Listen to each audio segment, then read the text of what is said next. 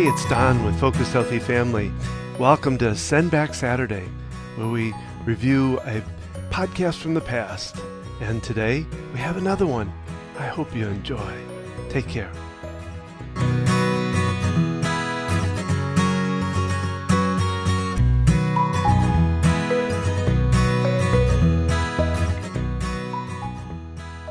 So I went to St. Louis, which is my hometown.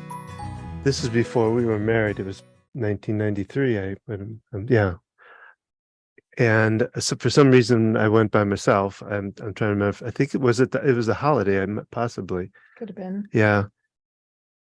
And when I was there, I wanted my mom and I decided to go down to Union Station, which is the huge main train station in St. Louis. Really nice, neat place. And they had converted a lot of it over to kind of a shopping mall. I'm not even sure if the train still came in there at the time. And while we were there, I wanted to get something for Gina. Just wanted to. And what I was able to come up with, I found this. Grover, he was in one of the shops there. Yes. And I know we had talked a lot about Grover. In fact, you gave me the book, Grover Sleeps Over. I don't know if you remember that or not, but that's what we did. So Somehow we had a connection with Grover. Yeah. And you talking like Grover, and that's how you story. So I was in the shop. It was one of these kind of fancy kind of shops, I guess. I don't know. And they had all different kinds of stuffed animals and different gifts and stuff like that. And so I really thought this was cool and have loved it since we've gotten it. But I brought it up to the checkout counter and put it on the counter, and I was paying for it. And the lady was putting Grover into a bag. And as she was putting in, I started to talk. I started going, no, I do not want to go into bag. I can't breathe it. No, oh no, I can't breathe in here. And the lady at the desk was like, was looking at me like, what's going on? And then she started to kind of laugh about it because I kept going, and as I walked out of the store, I'm going, I can't breathe in here. Please let me out of this bag. Who put me in this silly bag? So anyway, that was where Grover came about. I'll let you have him now because we have used poor Grover for a lot of things. Became a beloved family. That's right. I love this family. So they're not blue, but they should be. Years later, Harrison came along, our first child, and my parents were living on Lake Murray, about 2 hours from where we live. And I would take trips down there and take him with me, and it would be the two of us in the car. And gosh, he was a toddler, kind of somewhere in the ages of 2 to 4. And to keep him entertained, we'd have Grover. And while I'm driving, I would do things like having Grover talk to him in the back seat. I can't even remember the kinds of things that I would say, but it kept him entertained and for the 2-hour car ride. And so I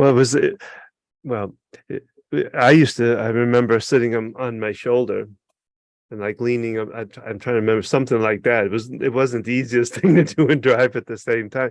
And then like I'd be speaking as Grover, and of course Harrison always got such chuckles out of that. I think I used to do kind of like a, peekaboo kind of thing.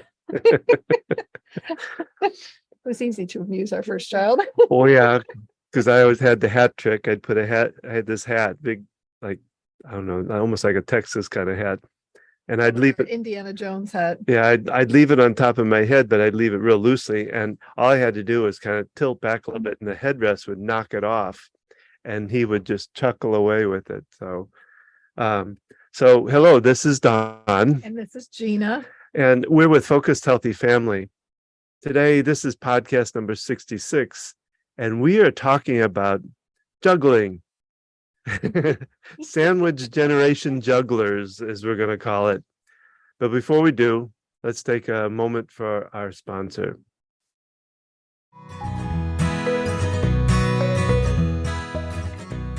Our sponsor is Q Sciences.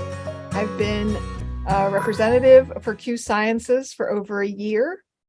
I found this company through a friend and did some research and reading about these products. And I really liked what I found when I learned about them. The research and time that they've put into the quality of these products to be better absorbed into the body. Things like the vitamin D spray. Our youngest was on a capsule vitamin D, and yet vitamin D levels remained the same with follow-up checkups. And with the spray, it increased pretty almost strong. double. Yeah. And I mean, we're talking her levels were maybe 20, and I want to say they went up to 47 or something around that range. And the sleep spray is another great one. It's got melatonin, 5-HTP, and I believe another herbal supplement in there.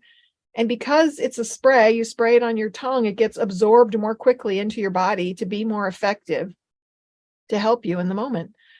We're using the B12 spray. We've used the vitamin C spray. They have a Q Max product, which is a multivitamin. And they also have the CBD, different, a variety of different. It's full spectrum full hemp spectrum, yes. oils. They even have a THC free version. It comes in different flavors. There is a mushroom Oh yeah. armor. It's called Q Armor. It's a powder, and I get the chai flavor. Put it in my chai tea for a double chai drink.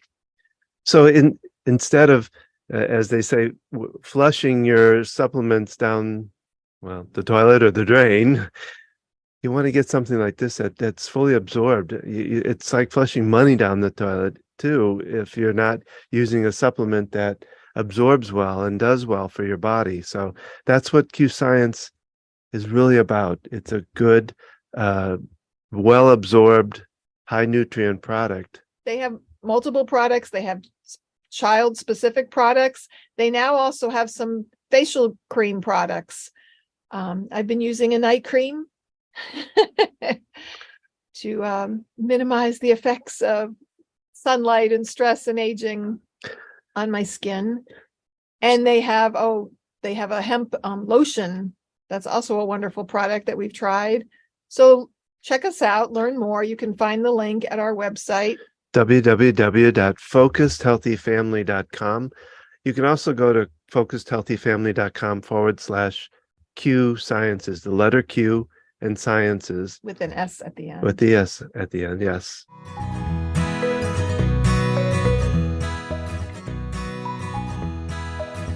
And we're back. Yes. Talking about Grover and sandwich generation juggling. Yeah, you know how we juggle so many things in our life as it is. And ironically, before we even had kids, yes, I made Don. I don't know if It you was when can you see had it. started your business. I called it the Jugglers Award, and Let me read it. Or, well, this was done with. before kids. Yeah, I said that. Oh, What do you call that thing? a burner, like Yes. a engrave, like There's not a- engraver, but there's a a term wood. for it. It was a wood burning tool. kit. And so I had a stencil to do. And I copied this clown with these balls, which now kind of look like little hamburger sandwiches to me. Pokemon balls, is it? And it's faded. So this dated October 5th, 1996. There's a date on the back, and that's would have been your birthday I gave to you. And I had put things on here like son and uncle, manager, partner, spouse. And then years later, I added father, and some other words were added in 2002. Let's see. I can read them.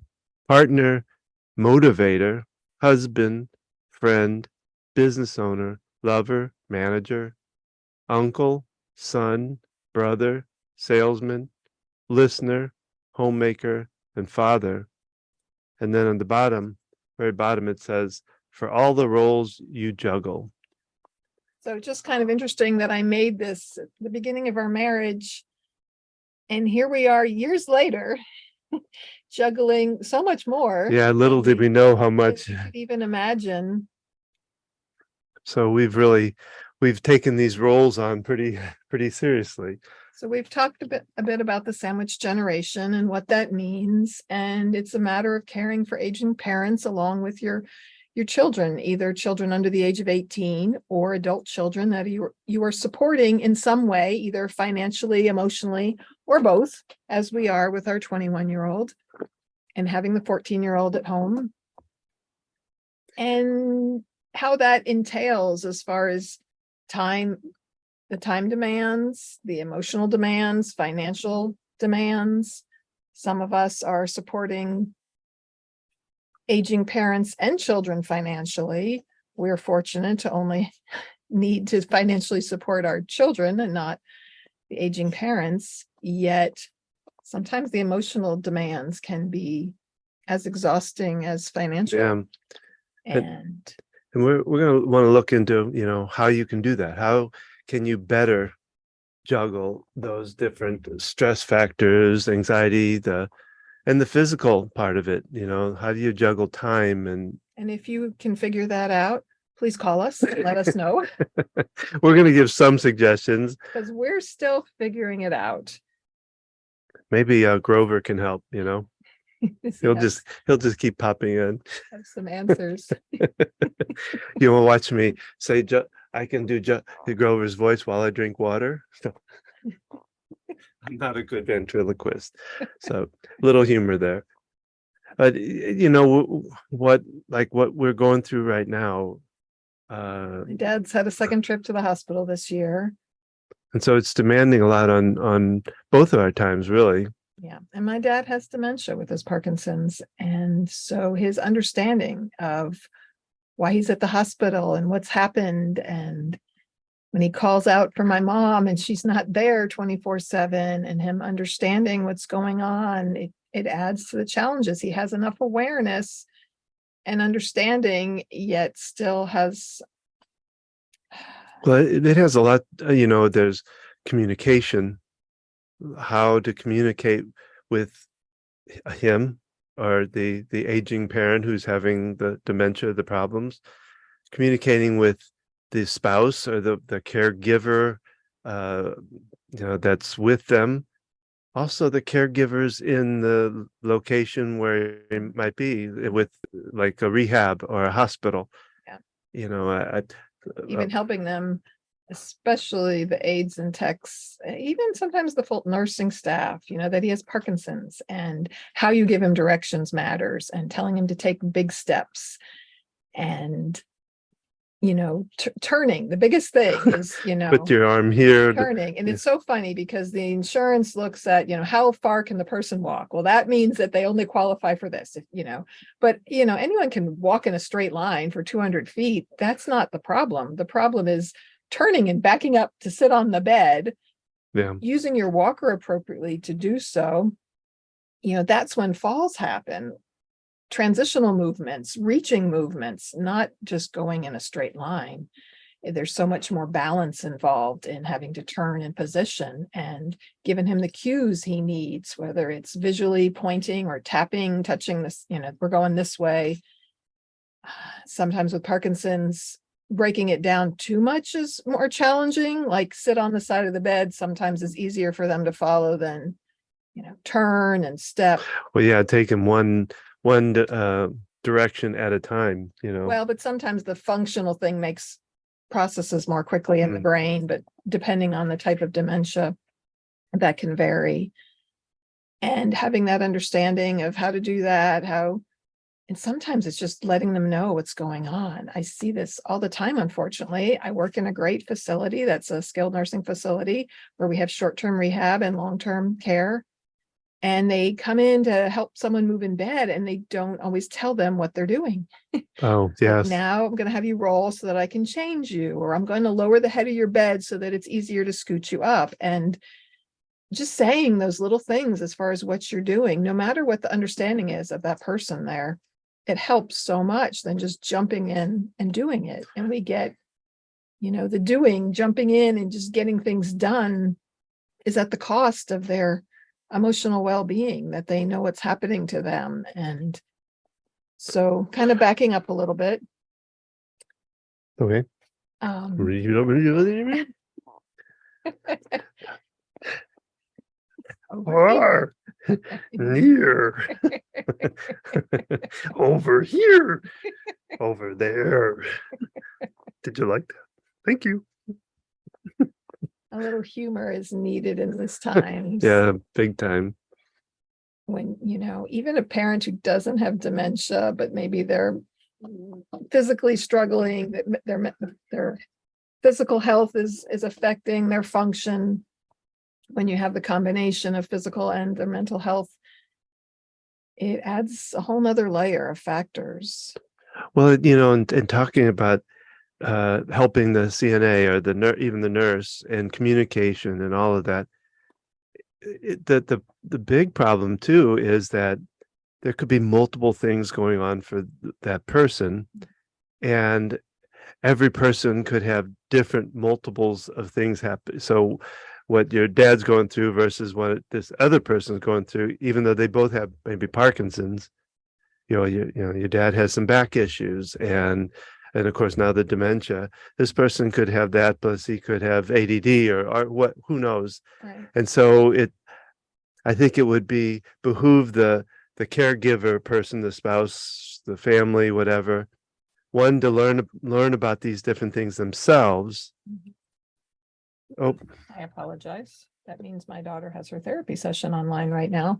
So while you talk, I'm going to let her know that via Discord. So, not to put the burden on the family necessarily, but to know that it might be important for you to let that CNA, that nurse, that even the doctor, if they know the different things that your parent is going through, your aging parent is going through, so that they can understand better, because they can't go into one Parkinson patient and may necessarily act or say the same things as they could to the person down the hall that has Parkinson's but has other things along.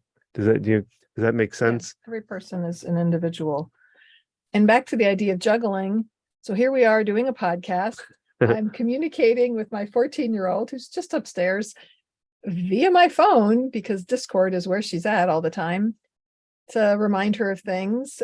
And was on the phone this morning. My mom is at the hospital with my dad, and the doctor came in the room. So she put me on speakerphone so that I could be part of this conversation. And looking at all these layers. Yes, the past weekend I worked and then went from there to the hospital to be with my dad so my mom could go home and have some rest time. And, I'm on the phone or texting with our daughter 3 hours away and helping her. We helped her move this past weekend, and she's trying to find where things are at. And I did some unpacking while she had gone to work, and the juggling of all these different responsibilities and supporting people. And the key is finding time that you are refilling your cup, that you are getting the support that you need, because exhaustion and caregiver burnout is a very real thing. So it goes into the idea about asking, and this is something I have to work with a lot of clients and patients with myself. I have in front of me majority of the time, probably 85 to 90% of the people that sit down in front of me are givers, as I call it, or pleasers, that are afraid, that have gotten to a point that they do not ask for what they need, because they've gone under this philosophy of it is better to give than receive. And so I have to work with them in changing that and train them in how to ask again. Because as I talk about it, one of the things I talk about is that in being the pleaser, the giver, you train everybody around you not to give to you, not to support. And I don't mean Christmas gifts or birthday gifts. I'm talking about support, love, attention, all of that. When you don't allow them to help, when you don't ask for help, or when you turn down the help that they're giving, you're kind of putting that message out that you don't want their help, and they stop offering. And then you're in this position when you really need it. taking on too much, and you might not realize it in the moment. And here, and this is a thought that I give to my clients and patients that I work with when they're thinking about having to ask somebody for support. And especially here when we're talking about this caregiver or parent that is taking care, a spouse that is taking care of their husband or wife or whatever. When it comes time to think about asking for help, think about this idea. As you've been a giver in your life, you know that when you give, it kind of gives you a warm feeling in the heart. It's like a blessing that you give yourself because you've helped somebody. It feels good to help people. Well, in not allowing others to give to you, you rob them of that good blessing feeling, their opportunity to help somebody in the community, help somebody in their family. And I don't like saying that as that's not a judgment on you, but something to have in the back of your mind when you're ready to ask somebody for help is to think about this fact that I'm giving this person an opportunity to have a blessing or a good feeling anyway. So allow them to help. You are giving to them. You're giving them that gift of being able to help somebody, and how uplifting that is. I know when we've been going through things, whether it's with our child and their mental health, or my dad and, my son's girlfriend or other people need my help, I'm like, please do reach out to me, because it helps me get out my own situation, to step into other areas.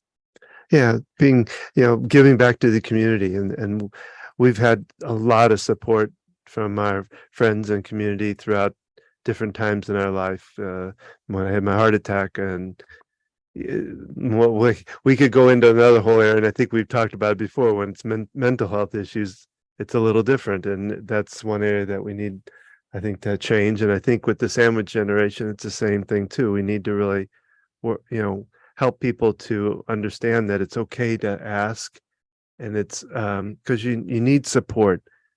Because the other thing I tell the pleaser, giver, caregiver for that matter, is that at some point it becomes a burnout place.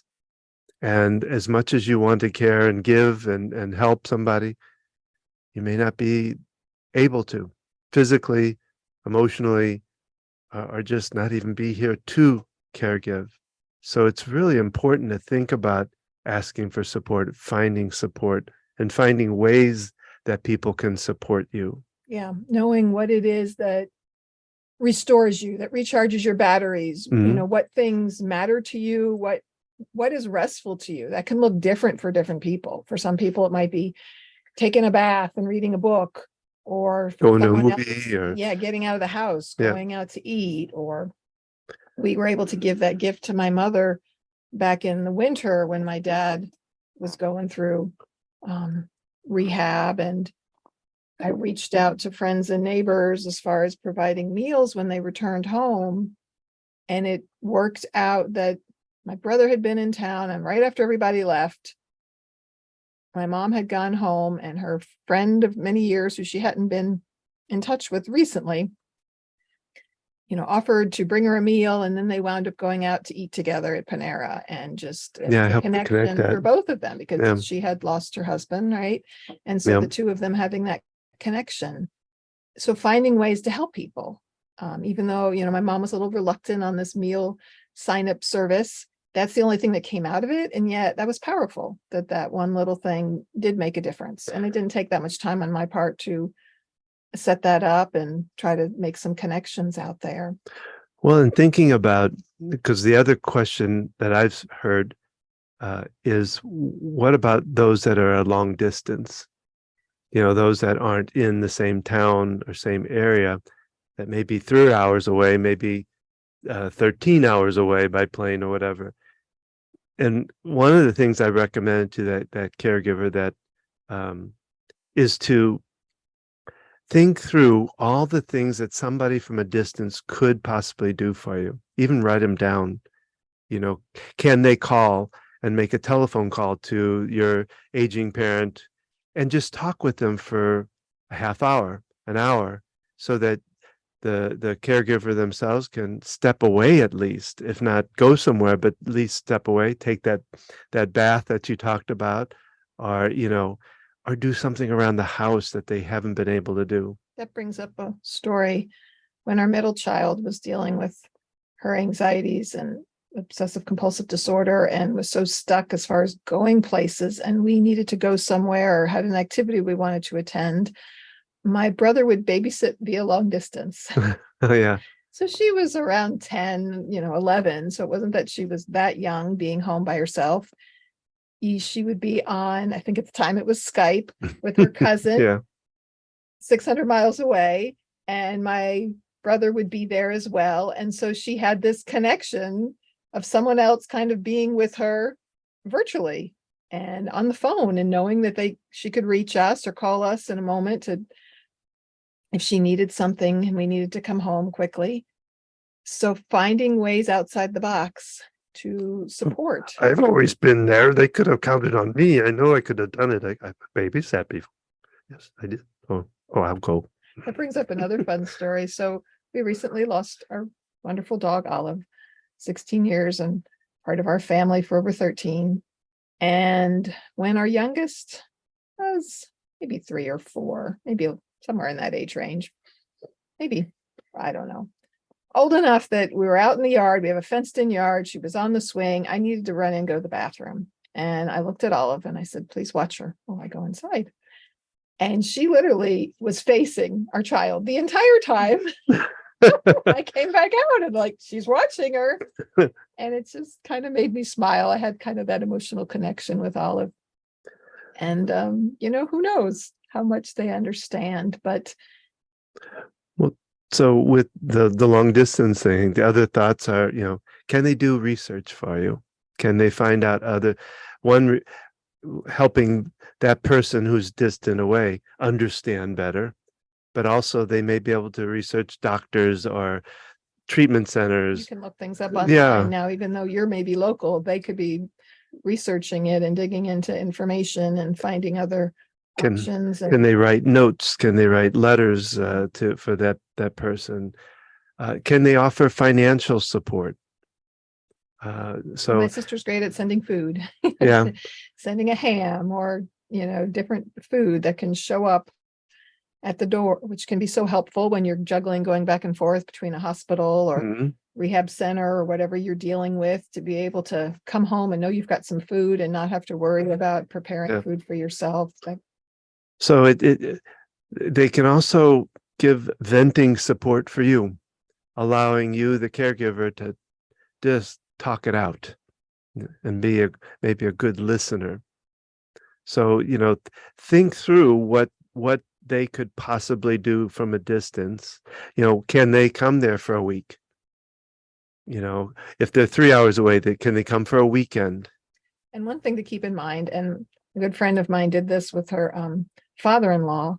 So she lived locally, and her husband were there taking care of him while he was going through some issues. And their sister came up from a couple hours away, and they went and had time to themselves when they came up. And that is so important. You have a family member that lives out of town and they offer to come up to help with the parent. And you think, oh, it's a time for us all to spend time together, but that could be a time for you to take respite. Mm-hmm. And this is something I struggle with, turning over the reins, letting someone else jump in and be like, okay, now I get my time. Now I'm going to go. Well, I would think too, with that, when you have the couple that comes in for you and you're able to go do something with your wife, or don't necessarily clean the house, do something that is light. And I mean, some people clean the house is a fun thing for them, I guess, but let the house, I guess that goes to a bigger point too, is don't worry so much about that the house has to be perfect, or it can be messy. Nobody's gonna, if you're in the middle of this, you've got enough stress dealing with the person that you got to take care of, and all the things you have to juggle with that, to have to worry about the house so much. Maybe this person that's long distance can hire a maid to come in, or hire somebody to come in and cut the grass for you. Take care of those necessary daily things, and keeping in mind relationships in the long run. What's going to matter more? That the house was clean, that the laundry was put away, the grass was cut, or the relationship that you have with your child, with your partner, with your parent. Thinking about putting relationships first. Yeah. And the relationship with yourself.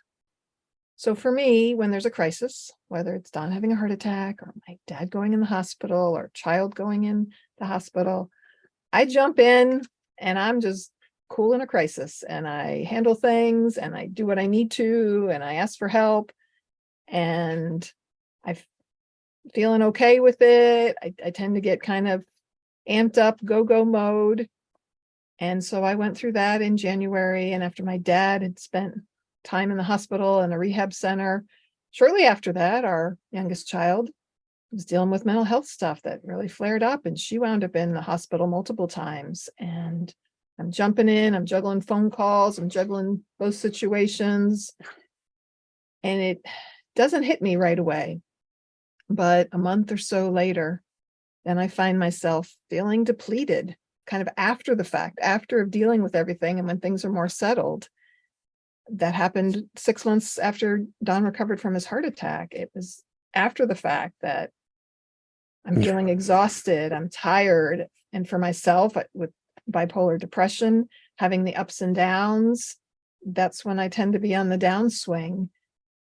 And I don't always realize it at the time. And so looking back at it, what can I do differently? This is up and this is down. Is that what you're talking about? Yes. Okay. Exactly. And sorry. What can I do? No, that was perfect. To juggle that better, to prevent that exhaustion that can come later. Mm-hmm. I see that with older people. They cared for their spouse passes away, and then like 2 months later, they wind up in the hospital with an illness or something. They're depleted from all the time they put in caring for their loved one. And the toll that it takes on you is kind of a slow effect of pulling at you without realizing it. And in the moment you're taking care of things, and you have that adrenaline rush of kind of rising to the occasion and doing what you need to do. And in the end, have you taken care of yourself physically? Have you done some exercise? What's your diet been like when you're going back and forth to hospitals? What kind of food are you eating? Are you eating fast food? Are you eating snacks and bars? And are you getting fresh fruits and vegetables?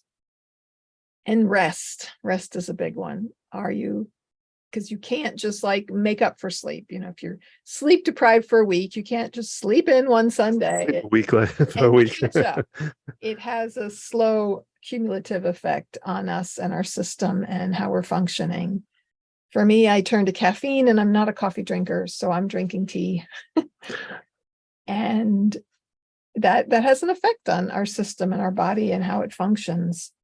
So a little note in there is that to try to do the best foods and all, but here's the other part of that.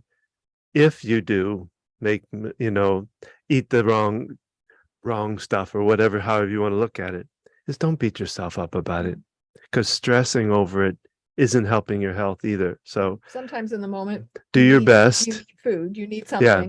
I remember when you were in the hospital after your heart attack, we had discovered our second child had gluten issues, and we had gone off gluten, and we ate a lot of peanut butter crackers from the vending machine at the hospital. Yeah. And in that moment, it was like, okay, we need food more than we need to worry about this right now in this moment. And planning ahead, now I'm great at packing a bag and grabbing snacks. And someone needs to go in the hospital, and I grab my backpack, and I've got my charging cords and my laptop. And so I'm ready to be able to operate if need be, and to have those things with me at the time.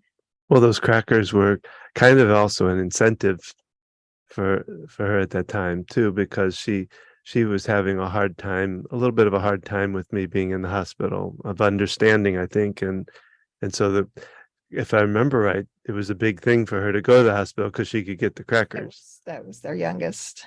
Yeah. Our Oh, youngest associated your trip to the hospital with peanut butter crackers. oh, I misunderstood what you were saying then. Okay. But anyway, but crackers. We're all crackers. No. But having, when you're Did I having, say crackers?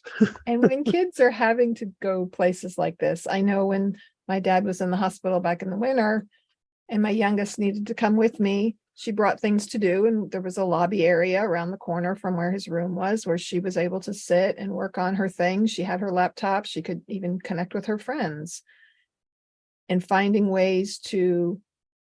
And then like we had a nice car ride together and we had time together and we stopped to get something to eat together. So taking that time to connect with my child. Yeah, stay while connected. Yeah. Giving care to my parents.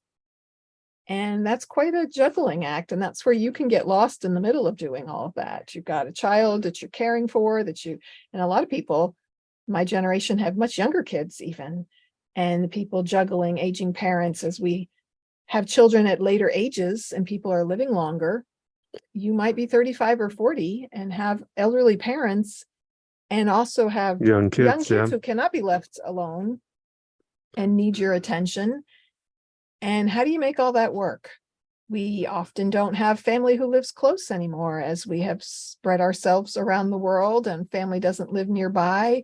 Do we have other connections, friends, be it church or other support groups or things that we're part of? Have we made those connections, and do we have those people in our life to step in and help us? Well, that's I think you and I were talking before we did this about the multi-generational home, where in the past, for many years in the past, probably I almost say from the beginning of time, but grandparents, parents, kids, sometimes relatives, aunts or uncles, could all live under the same household. And it was stressful, I would imagine, but it was also very supportive, because then they had people that could do things right there and then, that could watch, that could feed, that could do all the things. Yeah, my grandfather was drafted for World War II and they lived with their grandparents in an apartment building in New York City. So my mother was a baby at the time and grew up with her grandparents right there in an apartment with them. And when you have those multi-generations, they can take care of different people. And some cultures are much better at embracing that and having that support, because then grandparents are taking care of grandchildren and there's still that emotional connection. Well, what I talk about it, I'm actually looking at doing a TED talk on that idea, and kind of a new age kind of multi-generational home, because what I saw kind of happen in researching it is that, about the late 50s, early 60s, we kind of became the me generation, or it was people, the kids moved out, they moved away. I just read something about the Dwight Eisenhower building the road system and how it changed everything, and it allowed people to travel and move to different places and move away from parents. And so now what I'm kind of working on developing is this idea of a new age kind of multi-generational home, where it has a lot of digital stuff to it, where you've got Zoom very involved in that family, so that people that are at a distance can be part of the family, part of that household through a digital means, where you might have somebody that moves back to the house. There might be other members of the family that can't, but that can be there in a more digital way to be able to support in a lot of different ways. So I think our economy is kind of forcing this idea back to us, that that we can't always afford the kids can't always afford to live away. So we're kind of coming back to this idea of the possibility of having multiple generations in a household. And obviously the pandemic has added to that since 2020, and this whole Zoom culture that's just blossomed, and I love it. I have got some friends, and some of them weekly, get together with siblings Yeah. on Zoom calls, or we've done it around the holidays. And it's so important to establish that as a routine connection before you have the crisis. Yeah. Because if you have things like that in place where you talk to your sibling once a week, or you have a Zoom chat or a call, and you have that in place, then it can really be helpful in times of crisis and in times when you have the added stress of someone being in the hospital, someone getting hurt or injured, a death, whatever it is, and being able to get that support that you need. Dealing with my father, I am fortunate that my mother is in excellent health, and yet I see the toll it's taking on her, and being able to help her, being the caregiver for my dad, being the primary caregiver, and giving her the support that she needs. Sometimes that's even greater than what my father needs. And, how do I juggle all that? And what things do I do for myself? And there are some things I have done for myself over the years. Last year, I joined, it's a Restart program. It's a health program where you're looking at what you eat and basically doing a gut cleanse, a sugar detoxification program for a set number of weeks, and then slowly reintroducing foods. And over time, I lost some weight, but more importantly, it recharged. I remember at one point, I was not craving my tea in the morning, and I realized, I'm drinking this for the caffeine, and I have so much energy, I don't feel I need this. And finding how interesting that was by changing my eating habits, and then I was able to go and eat other things once in a while. But by doing that cleansing, it gave me that burst. And then I became part of this group of women, and that we meet almost weekly.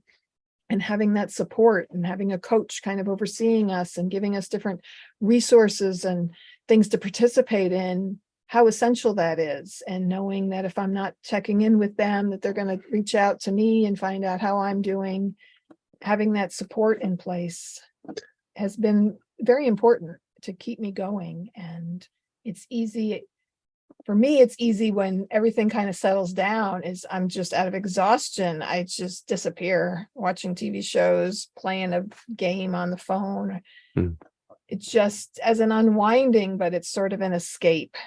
And currently we're in a bit of an overwhelmed state. We're looking at financial things we've got to take care of.